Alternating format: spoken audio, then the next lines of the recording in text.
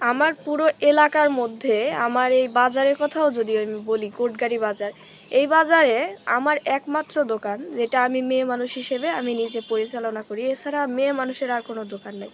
অনেক ছেলে মানুষও ব্যবসা করতে ভয় পায়, কারণ ব্যবসাতে লস আছে। এই জন্য অনেকে চাকরি করে। চাকরিতে তো তাহলে আরও বেশি প্যারা, কারণ আপনি অন্যের ব্যবসা প্রতিষ্ঠানে চাকরি করতেছেন, সেখানে ব্যবসা যদি একটু খারাপ যায় আপনাকে কাটাই ছাঁটাই করতে কোনো সময় লাগবে না। ব্যবসাতে লস আছে এটা ভেবে অনেকে আসে না, ব্যবসাতে তো লাভও আছে।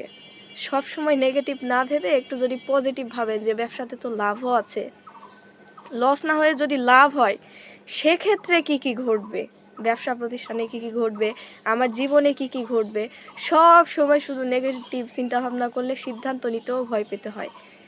সো সব সময় একটু পজিটিভলি ভাবেন, যদি এটা হয়, যদি এটা সফল হয়, যদি আমি সফল হই, তাহলে কিভাবে কি হবে।